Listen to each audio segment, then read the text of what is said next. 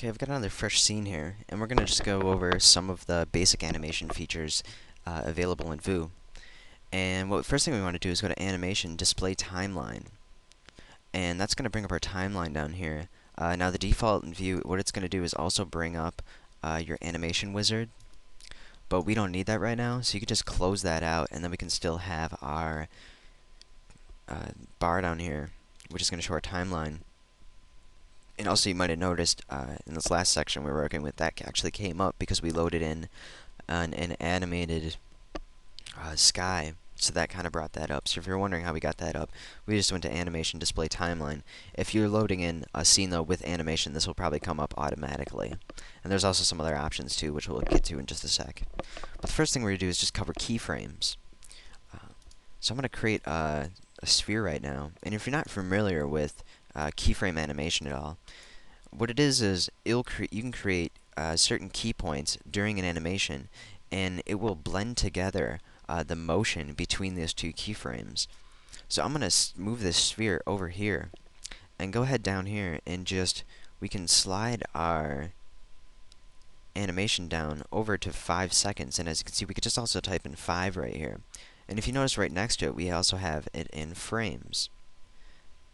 And right now, have it set to 24 frames a second, which is standard film. So we're just going to leave that where it is right now. But we want to create a key. We have auto keyframing on, and what that will do is if you're moved somewhere into the animation, and now we move it, it already created that keyframe. And as you can see, we also have this path right here. So if we go ahead and slide along, you'll see that keyframe has automatically been created on frame 0, and there's always a keyframe at frame 0. And we can just move along, and you see after the 5 seconds, we ended up where we moved our object. We could also cycle through the keyframes with these buttons right here. Go to previous keyframe, next keyframe. And what we do if we have more keyframes, that will help you get specifically snapped onto that keyframe, so you can do some more edits on that specific keyframe. What you can do is go ahead too and grab this object, moving the slider down about in the center, about 215, and we can move it off to the side. And now you can see we have that nice curve in there. So it's not just for straight lines, but as you can see too, our camera moved. And that's because we set keyframes for our camera as well, because we moved our camera after frame 0 to kind of look around at it. So the camera is also animated depending on where you're at in the frame. So if you're going to be editing your camera and you don't want it to be animated, make sure you set it to frame 0, or you turn off auto keying, and that way it won't move the camera like we just did. So if we go ahead and select our camera now, select our main camera, and we're going to go to our keyframe where we moved it, and we'll just right mouse click here, and it's not going to let us do it up here, so we're going to go up to animation, and we're going to delete the keyframe, but we're not quite selected on it, so we want to make sure we click on that keyframe, and then we can go delete keyframe. And that deleted it for our camera, because right now this is showing our keyframes for our main camera. If we go back to sphere, we can see that keyframe is still there, but now our movement for our camera is gone.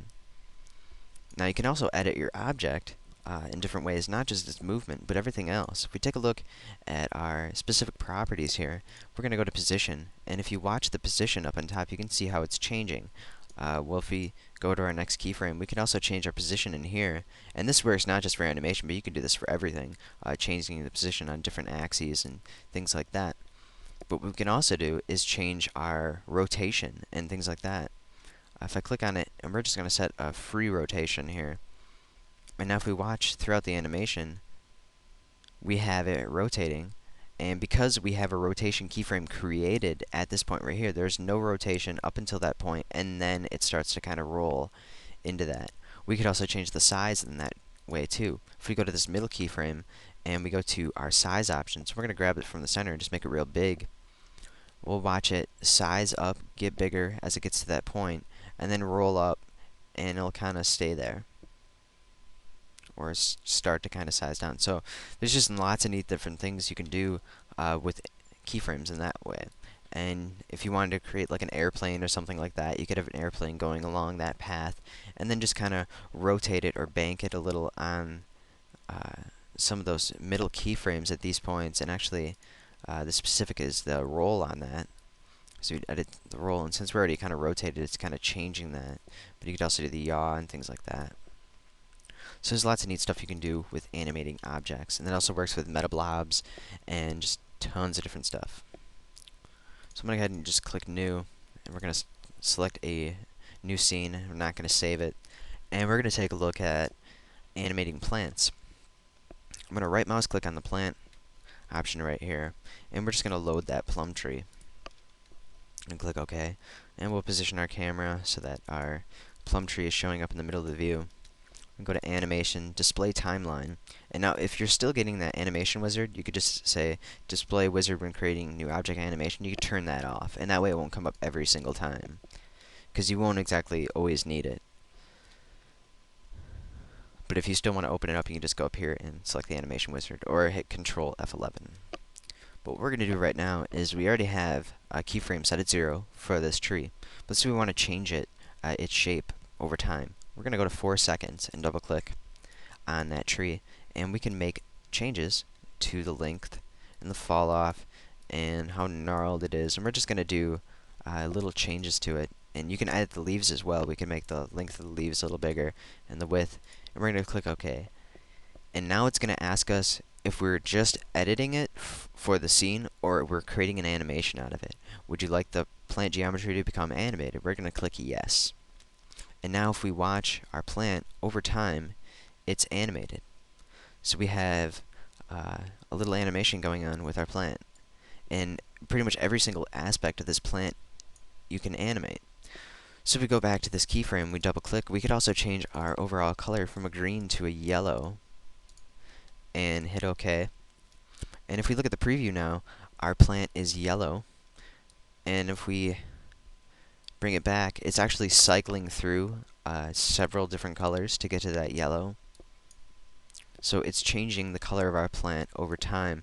So if you really want to have it go just from one color straight to another color, you're going to need to be a little more specific with your keyframes, and actually kind of, if we go to that, back to our plant editor and take a look at the color we went from here, it's kind of down here, up here, and what it did was it went this way throughout the frames to get the yellow up here. So what we'd actually have to do is go and step by step kind of work our color towards that point, and that will take care of that. You could also go ahead and change your plant image maps and things like that throughout the scene, and that would also change it. And what we can also do, there's one thing I want to show you, is create a preview. And if we go down here, there's this little arrow, and the first one is the properties. And this is going to show our position, our orientation, geometry, wind, and certain objects on the timeline. But we don't have any position changes at all in here. We just have the actual plant itself changing, which is not going to show up except in geometry. And as you can see, our geometry is changing over time, so that's showing up in there. But we're going to minimize this right now and go to Show Hide Preview. And what that's automatically going to do, just by showing that, it's going to create a preview of our animation. And you can watch it right down here as it's growing and all the leaves are changing. And if I go ahead and click Stop now we can see each individual frame. As we scrub through the animation, it will show us a preview render of that animation. And then you can also hit play and just watch one of the frames, and you can watch both it grow in the OpenGL view and watch it down here.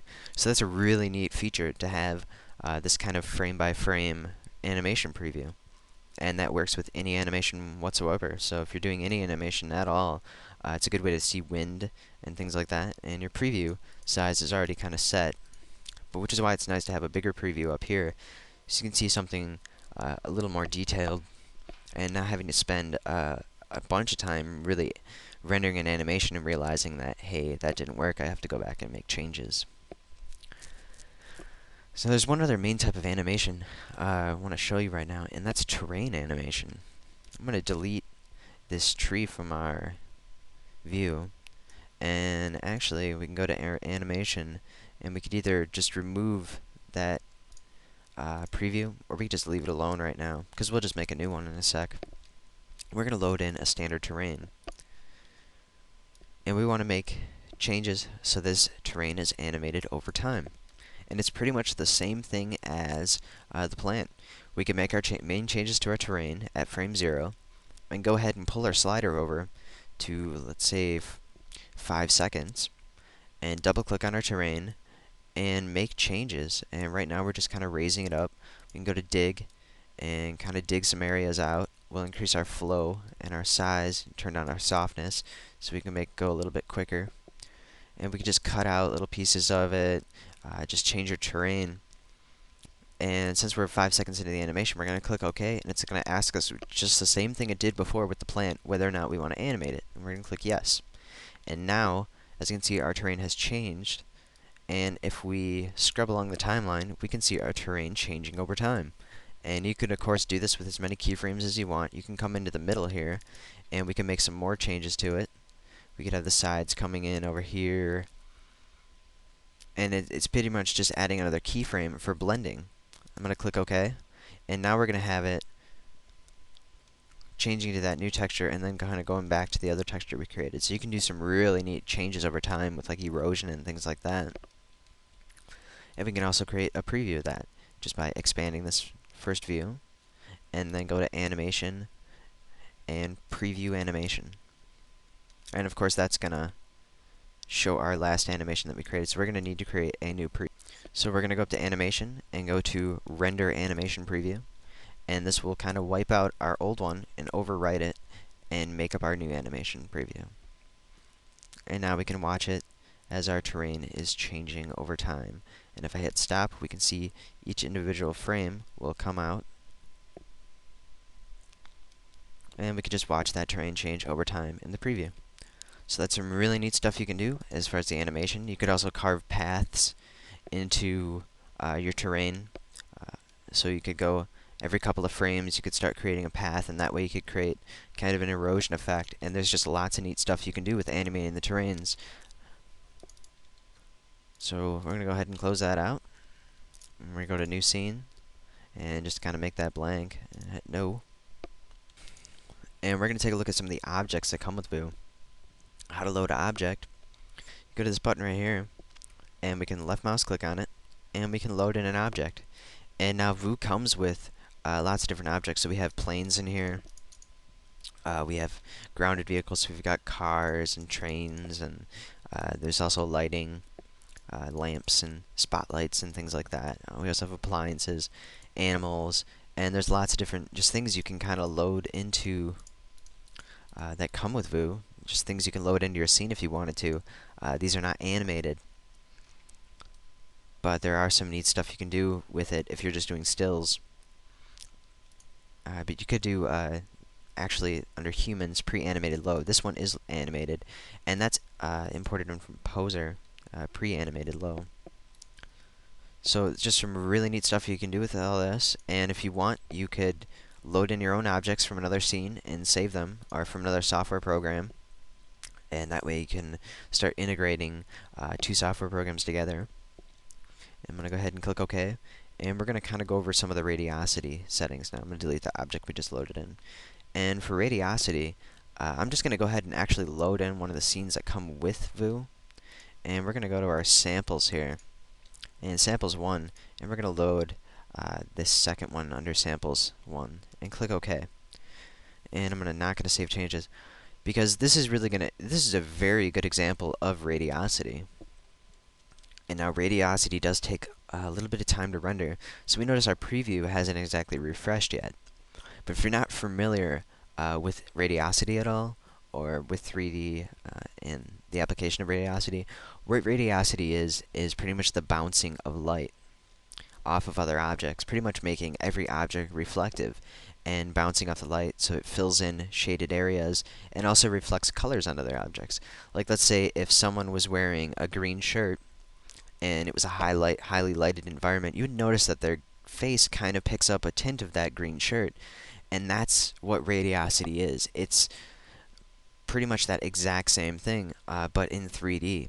So as you can see right now, we have all of this area lit up in here. We can see lighting on certain areas in here because we have radiosity on. And if we did a render of this, we'd notice that we can see in here Even these tiles down in here we'd be able to see because radiosity's on. If we go to our atmosphere editor and we look at light, we have radiosity checked on. And what that just allows us to do is just bounce that light in those shaded areas. And that way we don't just have objects completely lit up in one area and then completely dark and shadowed in another, because that's not realistic. So there's also lower end effects you can do with that, and that's global illumination. But this radiosity is a way better way, instead of using an ambient light or ambient lighting, because it can be very drab when you're doing that, and you won't get the nice color overall. So you can do some really neat stuff with just using radiosity applying to your scene. And this whole scene was actually created in another software program and loaded in here. As you can see, it's all on one layer. So you can go ahead and load this scene in and just play around with all your radiosity settings and take a look, because we have this nice light coming in from the top right here. And like I said, it's lighting up all these other areas that normally wouldn't be lit up if we turned it off. So if I go to actually Atmosphere Editor, and I go to Standard Lighting Model and click OK, and we look, as you can see, none of that is lit up anymore in the inside. And that's because we have this light going straight down, and all it's lighting up is exactly what the light touches. So radiosity will create all those extra little lighting in the inside, and that way you can light a room correctly, or light anything correctly, the way it's supposed to be lit in real world. But it does take a very long time to render, so keep that in mind when you're rendering radiosity. Okay, another thing I wanted to show you, and we're going to load another scene. We're just going to File, Open, and we have a nice HDRI image in here. See if I can find it.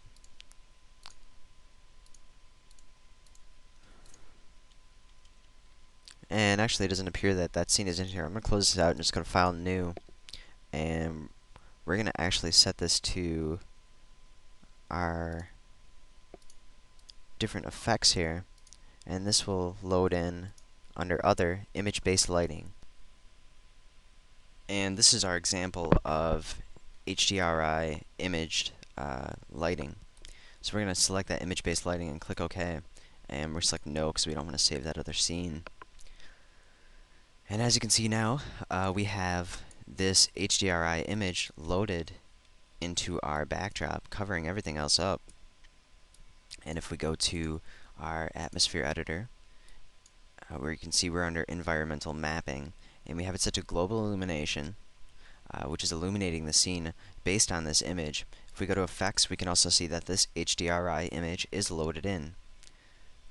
So if you want to load those in, you just click on the load arrow, and then you can load in your HDRI images. And you can also adjust the exposure of the HDRI and the contrast and things like that. But I'm going to go ahead and just X out of that, and I'm going to show you the effect that this has on an object. So we want to go ahead and load in one of our objects here that comes with the Vue. So we're just going to left mouse click on this Load Objects, and it's going to bring up our properties. We're going to go to Vehicles and go to Grounded, and I'm going to load in just this Mercedes and click OK. And I want to drop this onto the ground plane, and we're going to use the drop button, which is all the way in the bottom over here. And now we're going to go ahead and position our camera, because right now it looks a little big. And keep in mind that this image does not change. So the more we move into this car, the bigger it's going to appear.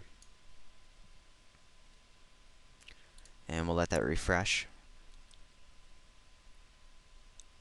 And as you can see, there is reflection on this car.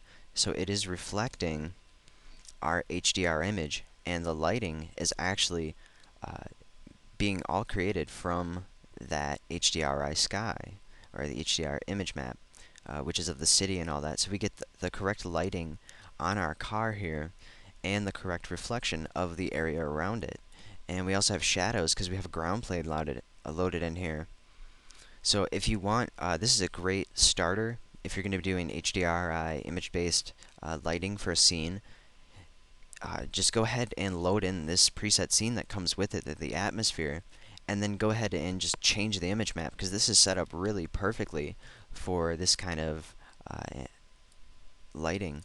So there's some really neat stuff you can do with it, and this just kind of shows you how you can go ahead and load in and reflect the city HDRI that's included with Vue.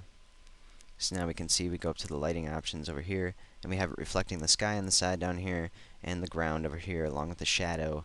And we could also use Radiosity for this as well, and that will make our scene look even better, but of course it will take a little bit longer to render.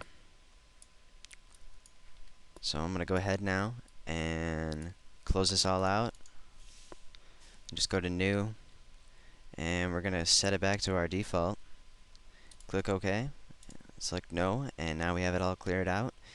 And that's pretty much the end of this tutorial. I hope you learned a lot about Vue and really how to get started. I would highly suggest going into the preset scenes that come along with Vue, just so you can really dissect them and take a look at how a lot of different things are created, because there's really a lot you can do with Vue, and I've shown you some of the major features of Vue and how to use them.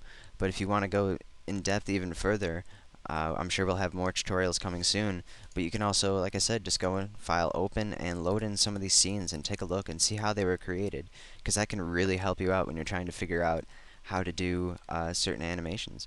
There is one other thing. If we load up this scene right here, you'll notice there's a little bit different construction, and everyone works a little differently in Vue, so you'll be able to see different techniques people use.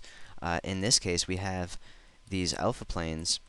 If we go to our cloud layers right here, we have alpha planes loaded, which is under our primitive objects, and these are facing the camera. But if we take a look at their texture, they have those cloud textures on there. And in this case, it's an image map picture of a cloud, and that way you can add clouds to your scene to your lower levels. As you could see before in the preview, we had clouds on the bottom over here, and that's just a way of adding that, and there's just lots of neat things you can do. So just take a look around at some of the scenes that come with it, and I'm sure you'll learn a lot more than you already know right now, because you can really see how people work with it and see some of the scenes that are used to advertise Vue, and there's just some really neat stuff you can do with it.